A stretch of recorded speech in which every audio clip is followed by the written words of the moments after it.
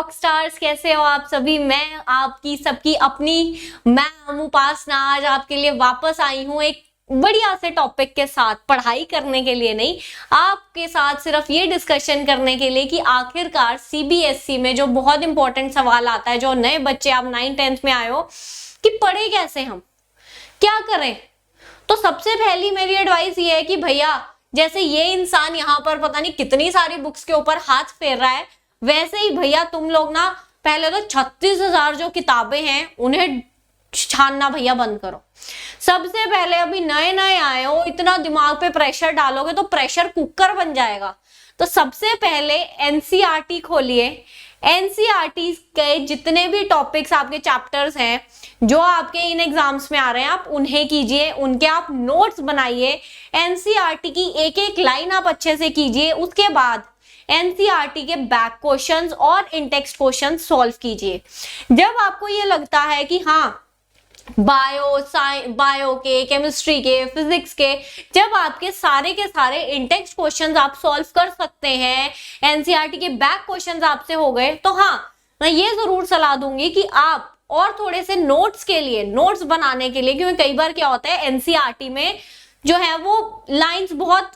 मतलब notes properly नहीं दिए होते, टॉपिक समझाया होता है, चीजें दी होती है पर नोट्स प्रॉपरली नहीं दिए होते। कई बार आपको कुछ ऐसी चीज हो गई कि हाँ भैया ये समझ में नहीं आई, तो अगर आप थोड़ा सा उसको डिटेल में चीज को, टॉपिक को समझना चाहते हैं तो आप एक आधी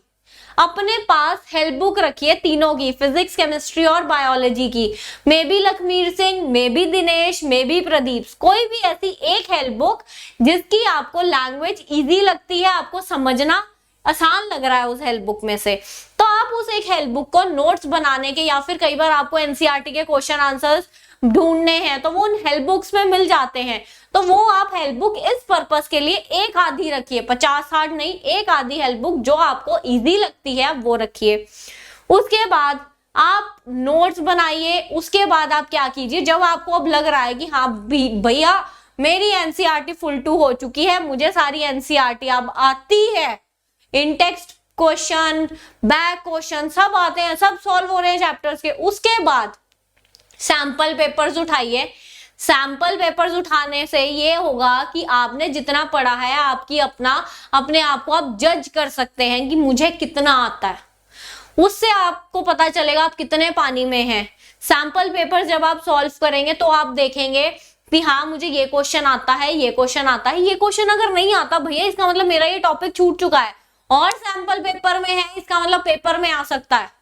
प्रीवियस ईयर क्वेश्चन पेपर्स जब आप सारी एनसीईआरटी सब कर चुके हैं, प्रीवियस ईयर क्वेश्चन पेपर्स उठाइए, बहुत इंपॉर्टेंट है, आप उन्हें देखिए क्या मेरे ये क्वेश्चन सॉल्व हो रहे हैं, और अगर नहीं हो रहा कोई क्वेश्चन इसका मतलब कुछ रह गया है, मुझे ये दोबारा एनसीईआरटी खोलकर, ये हेल्प बुक खोलकर ये टॉपिक पढ़ना पड़ेगा। क्यों? क्योंकि प्रीवियस ईयर क्वेश्चन पेपर में है, सैंपल पेपर में है, तो इंपॉर्टेंट है, 100% इंपॉर्टेंट है, आ सकता है आपके एग्जाम में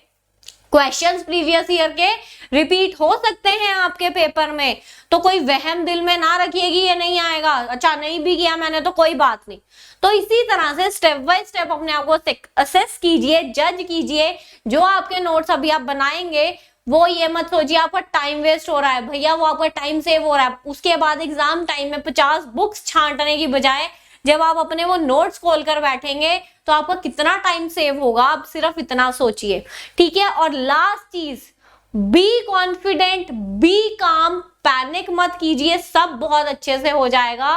तो यही मेरी एडवाइस है आप लोगों के लिए कि सीबीएसई के एग्जाम्स के लिए अगर आपको पढ़ना है, चाहे 9th के हैं चाहे 10th के बोर्ड एग्जाम्स हैं, इसी तरह स्टेप वाइज आप अपनी तैयारी कीजिए, बहुत बढ़िया तैयारी होगी, आपको कोई नहीं रोक सकता, बहुत अच्छे मार्क्स आएंगे। बाय बाय बच्चों, सी यू।